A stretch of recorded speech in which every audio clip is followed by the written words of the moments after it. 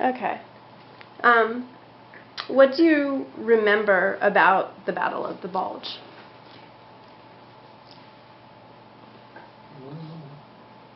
I remember a day and a half of straight driving in a Jeep, and you never used lights at night. And that wasn't easy. And other guys had the same thing to do. We had 4 other Jeeps in the company that carried the machine gun and mortar platoons, kind of their heavy weapons. And we were a day and a half on the road, which was very hard on them. And I think it was the day before Christmas. We were being shelled pretty hard. And I got shrapnel wound and went into the aid station to patch it up. And one of my company buddies was there, come dragging in, I should say. When I was there waiting for them guys. Charlie, what's your problem? He said, Doyle, they shot my balls off. Yeah, he thought they did. Actually, what it was, a sniper hit him in the meat of both legs. Hit it went in one leg, come out the inside, then the other leg come out the other side. Oh, wow. Just below the level of his privates. And the concussion was so bad, he thought they shot him off.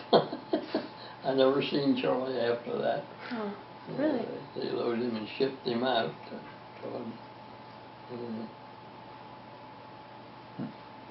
And I patched back up and we went back. We had a lot of sniper fire and small fire stuff over toward the end of that.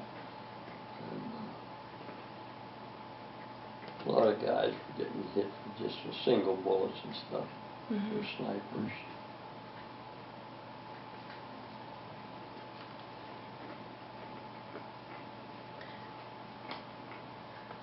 Her next question is, how was serving overseas different from serving here in the United States? Seems...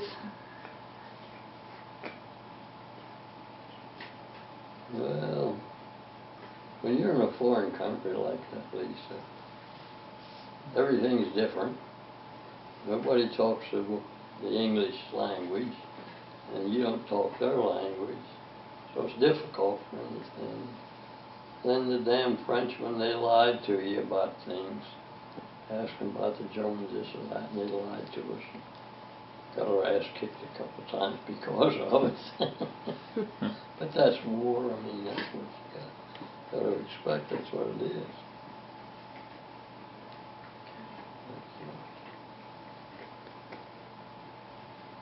What were your duties as a Jeep jockey?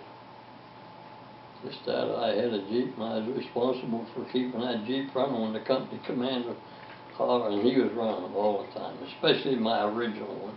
Did you service the Jeep mechanically as well?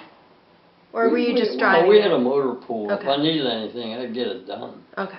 I put 11,000 miles on that Jeep in combat. Wow. That's a lot of night running up and down hills and in across fields and stuff. Right. Yeah. And,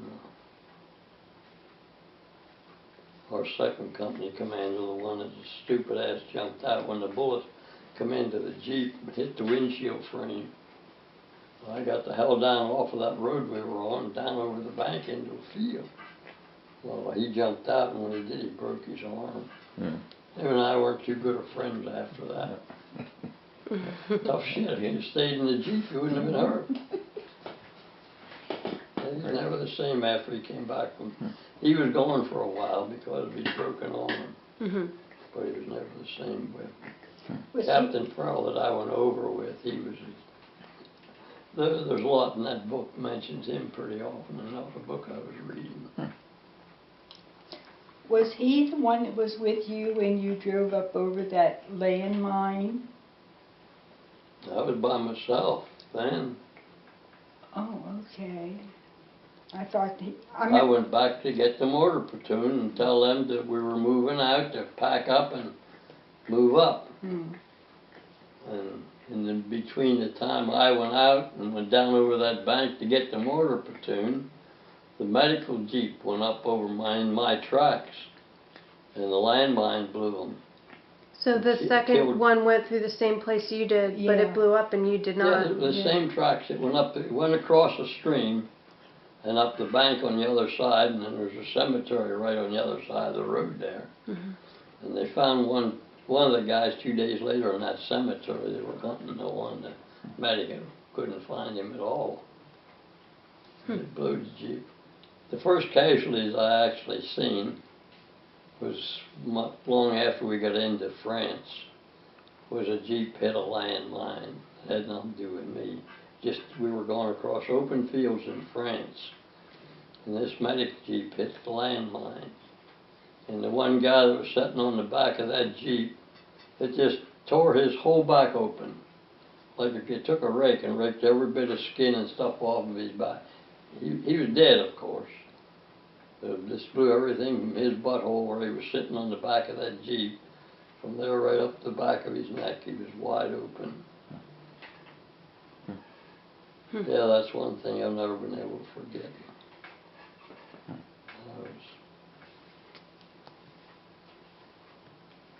Then the second occasion was another medic running the same tracks I run less than an hour before.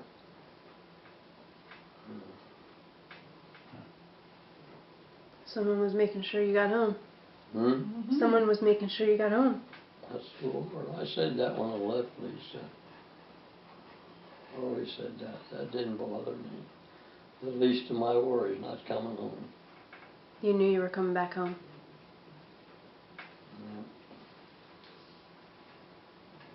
Yeah, he always said some of us have to come home, and I'm going to be one of them. Then Bob, we had a guy like Bob on the 40 and 8 coming back from overseas when we were being discharged. Them French guys that run up them railroad cars wanting K-rations and that stuff all the time.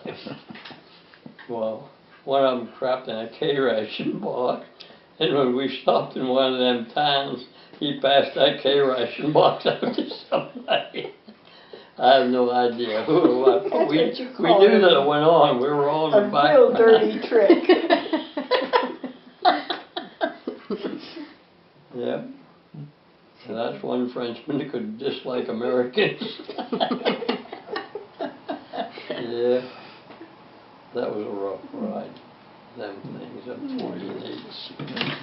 They're just little short box cars. All they were. Where were you when the war ended? Austria. Do you remember right when up you them heard? mountains in Austria. Yeah. Germans were here and we were here. Do you remember getting the news? I mean, the Russians, I take that back. The Russians were here and we were here. And it was in Austria, though. Yeah. I've got none of that kind of stuff by names around, but I mean, where it is, I don't know. Yeah. Downstairs, something your kids missed when they used to go root, I guess. Yeah, Zach and Alana could have something, I don't know. They might.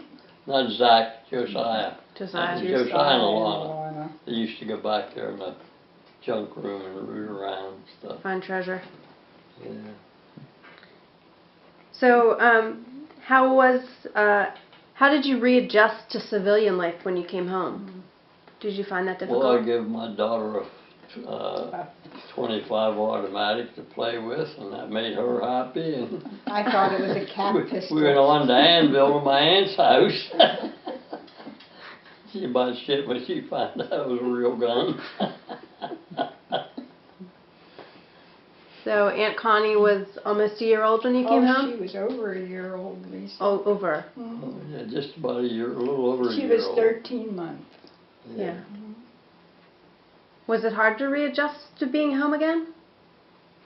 Oh, I don't know. I was looking forward to it. Well, By the yeah. time the war ended until I got home, it was pretty blow of life. I even got to go into Paris one time over there because we'd lost so many of our men that nobody wanted to go that was there. And so told the company commander, take it and go. So I went to Paris for 3 days, and I'd just soon not go. I seen the Eiffel Tower. That's the only reason I went. I wanted to see the Eiffel Tower. But as far as anything else, there was nothing else in that city. I didn't know a soul. I was by myself. Wasn't with any of my company mates, you know. Because there wasn't enough of them left.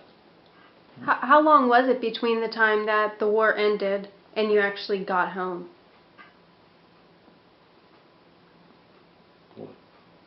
3 months, 2 months, 3 months. I don't even remember what the end of the war date was anymore. 2 or 3 months. Right. Wasn't too long. I was, with the amount of time I had, points and everything, but there was only 1 or 2 guys that had more points than I had to go home, because of the amount of combat time I had and all. Okay. So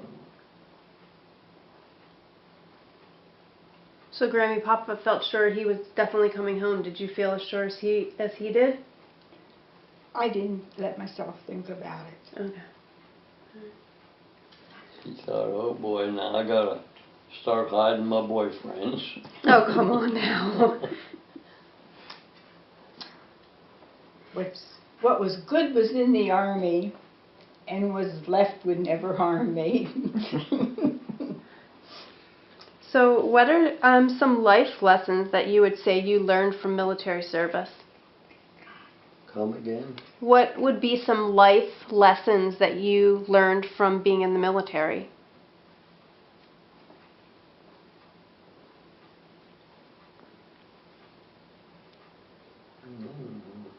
None that I didn't have before. No? Pay attention to what you're doing all the time. Know what you're doing. I always was pretty much that way. I started to work on automobiles at 14. So you don't feel like your military service changed you as a person? The thing the military service did is it taught you what friendship is. All those people, all the guys, and we had a couple pretty close friends that lasted right through to their death. From the military and stuff. I remember you guys would have your yearly meetings. Court, and we used to go every summer. We were having them meetings down at Ed's. Yeah, you get awful close to other people. And you get to know other people. And one of my drawbacks was that I never kept my mouth shut. If I had something to say, I said it. I can't imagine that, Papa. Don't care who said it to. Did that serve you well, or you said it was a drawback? Well, that's like I said, Lisa. I learned young in life, don't lie, because you got to be able to cover that lie up. And I ain't smart enough to do that. And I just all my life I've been that way. If I feel something is right, it's right in my feelings. I'll stand by it 100%. What was that little issue you had with Bloodworth? I think it was Bloodworth, about standing guard. Oh yeah, it was Sergeant Cover was the reason for it. Bloodworth didn't put him on guard duty, or map sergeant. Sergeant Cover, he was just that little guy. Yeah.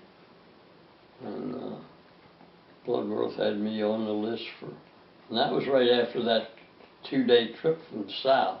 And he had me on the list for guard duty that night. And I'd driven that Jeep for a day and a half with no relief driver. And I looked the roster over. I said, where's the sergeant? Well, he's the map sergeant. He don't go to. I said, the hell he don't. I said, if I got to stand guard duty, he said, he better stand guard duty. He said, if you don't, neither of you may not wake up.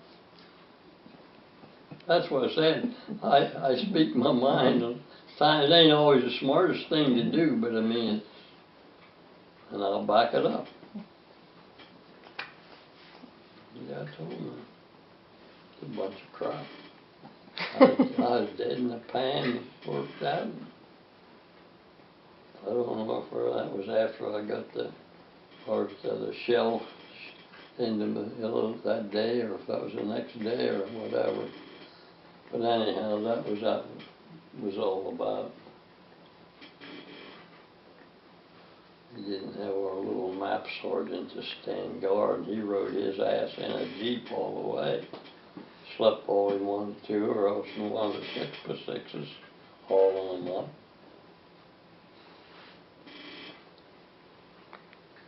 He didn't get away with that. I didn't stand guard that night. He had a choice. And I didn't beat around the bush about it. That's your grandpa. My book's right's right and wrong's nobody's right. Sorry about that, Lisa, but that's the way I am. Bob thinks I inherited a little bit of it. Huh? Bob thinks I may have inherited a little bit of your Does it? headstrong ways. That's good. Oh, she didn't. Well, maybe her mother inherited it from him too. Mm-hmm. Whatever they get from me is good. Mm-hmm. It's honest. Mm-hmm. So is there anything that we didn't cover that you wanted to share? Hmm? Is there anything we didn't cover in the questions that you'd like to share? It's history, it's past, Lisa, and I wanted to forget it all a long time ago, and for the most part you do. Yeah. Every now and then you'll come up with a nightmare on this or that or the other thing, but oh yeah. How about that? Was that in France where you guys killed a chicken or a duck? No, I shot a turkey. You shot the turkey. Yeah. Tell her